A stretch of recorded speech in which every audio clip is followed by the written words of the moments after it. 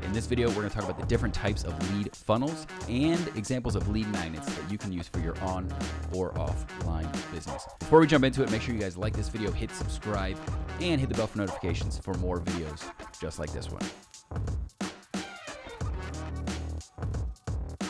Okay, I'm going to be pulling from the book .com Secrets by Russell Brunson. This is a tremendous book and one that I highly recommend you read regardless of whether you run an online or an offline business. Maybe you don't understand this online stuff, so this will give you a better example of how these can work, but they are very, very effective. Russell talks about there's 3 different types of lead funnels that he's seen work best, and I would absolutely agree. And I'm going to tell you why, and I'm going to give you examples of how they've worked for us.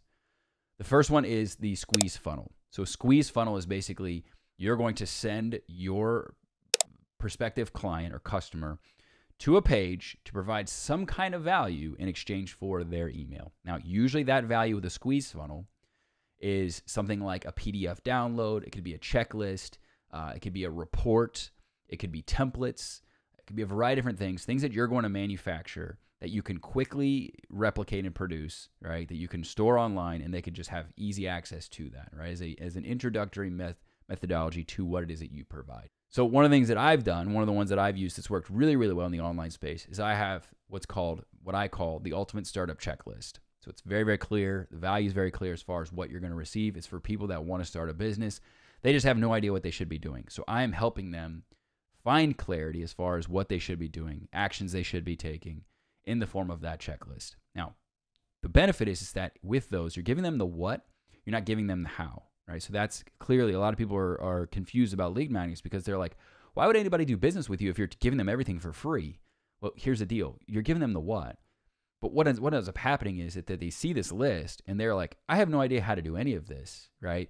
And then you have something, of which I do, called the Startup Launch Factory, where I teach you everything. I give you the how, right? It's a very involved program. It's my coaching. It's my resources. It's my tools that I use. It's my bonuses. It's everything that I know about launching a business, regardless of industry, right? So you're going to tease that program. They're going to see it and be like, wow, this is very involved. This looks awesome. This guy looks like he knows what he's talking about. I'm curious about the how now. So that's usually kind of how you take them through your value ladder is first indoctrinate them with that, give them the what, and then sell them on the how. It's the best way to kind of explain it. Offline world, another way that I used this was very, very similar. Was we had a moving checklist, right? So people that were getting ready, they were potentially going to be moving. We would find people that ideally had not yet begun the process of hiring a mover or considering a mover, but basically were seeking out real estate agents. Maybe they'd gone to U-Haul or U-Haul's website. Maybe they had recently listed they were moving to a new town or they had indicated as such, like various things we would track in terms of their behaviors online. Apartments, they would interact or engage with apartments online, or they would search them or look at Facebook, different things we could do that we could actually target their interests and their behaviors on Facebook. We would actually send them our moving checklist, right? So they would see an ad that would say, download our moving checklist, right? And so they'd click on that, they'd go there, they'd download the checklist. Now, again, a lot of people would be like, why are you doing that? Why are you giving it to them for free? When they see how involved it is, when they see how much more is involved than just picking up stuff and putting it in a truck, when it was actually a very sophisticated process that we went through, and you're educating them on maybe things they didn't know. For example, a lot of people don't realize that damage happens during a move when it's in the back of the truck, not when it's being carried. The reason being is that they buy cheap boxes, they get them for free from like a liquor store or a grocery store, right? There's different grades of boxes, and they're more expensive in accordance with that, but they're made for different things. Moving boxes, good moving boxes, are built to withstand a lot of pressure, a lot of things sitting on top of them, and a lot of damage.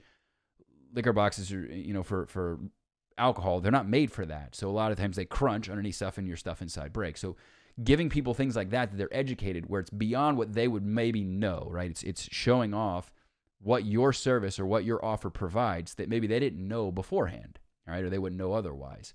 So then they see that and they say, wow, there's a lot more in this, a lot more involved than I thought. Now I'm interested in the service. So you immediately give them that and they go directly to, presented with your offer, whatever that offer entails. So that's typically very, very simple. You could get that off the ground like today. I mean, it's super simple, very easy to put something like that together. You could create it on Canva and just be done and upload it, put it on Amazon S3 and send it and package it to them in an email. I recommend you send it to them via email, not a redirect to the results page. Reason being is you're going to get a lot of fake emails if you do it that way. If you just give them the results and send them directly to your PDF after they fill out their email, you're going to get a lot of fake and bogus emails, and you just gave away free stuff and you didn't even get the email address. So make sure you send them to a thank you page, then send an email so you can actually confirm if it was a real email or not with, and your ESP will be able to do this, with a hyperlink to the actual download that they signed up for. Very, very important.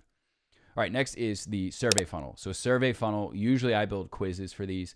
I've also used estimators, various things you're going to be doing where they're putting in inputs and the results vary based on what it is that they actually provided as their inputs. Okay, so a lot of people you'll see where there's a wide range of different people that they're targeting, right? That could provide, that maybe you're looking for. If you have an offer that is multifaceted, this is a good opportunity for a quiz. So for example, I have a community called StartupBooks online. It's a membership community where we go over a book a month and we provide all these resources and coaching and actionable takeaways from the book so that it doesn't just go back on your bookshelf to collect dust. You actually use it to go turn knowledge into profits. That's kind of our mantra.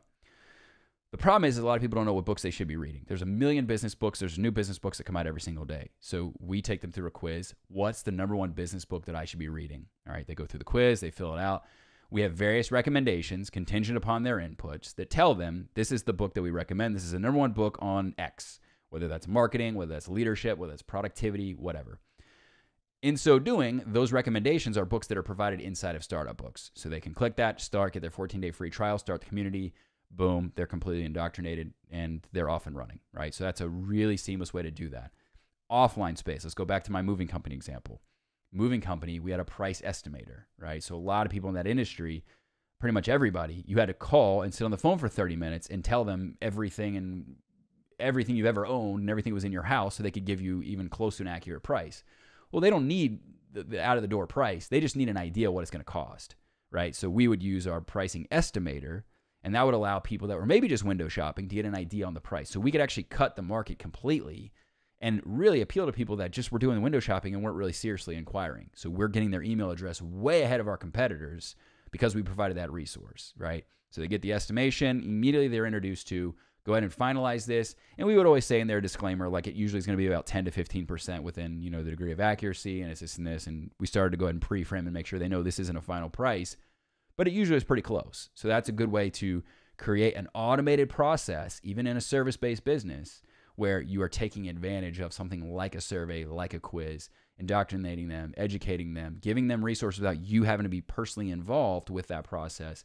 And what you'll find is that if you can set up your targeting right, meaning your ads, or if you have it displayed on your website, you're getting leads like this in your sleep. So that's a tremendous way to use something like that for a service-based business or for an online business.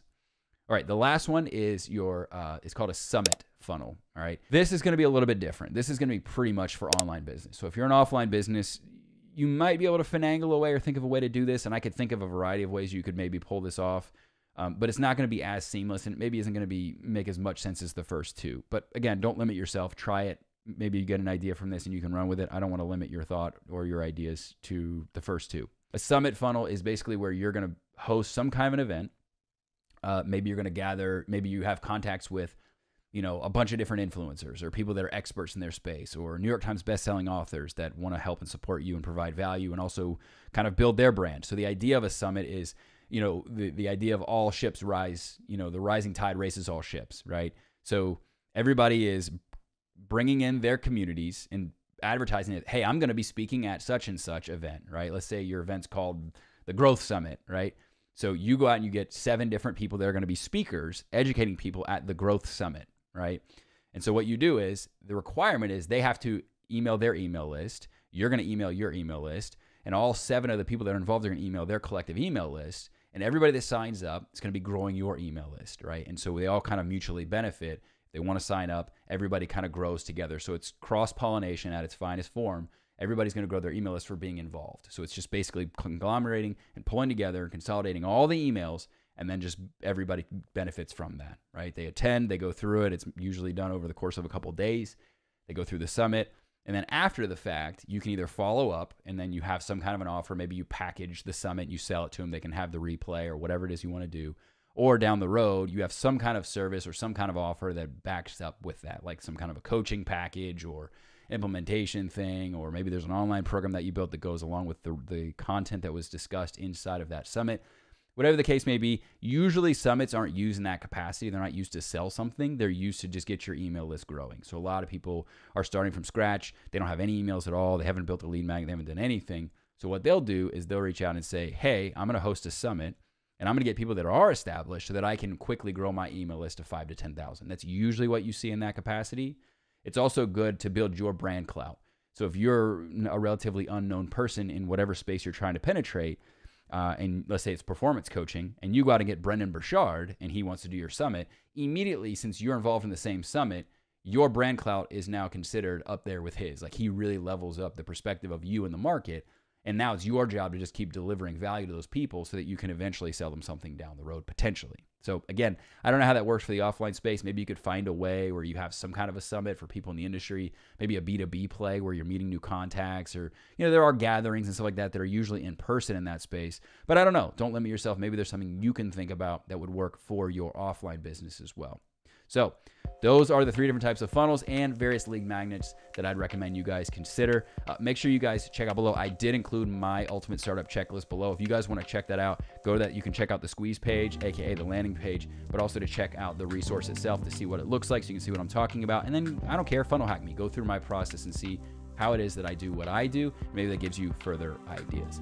Hope you guys like this video. Make sure to like, subscribe again, hit the bell for notifications, and I'll see you in the next one.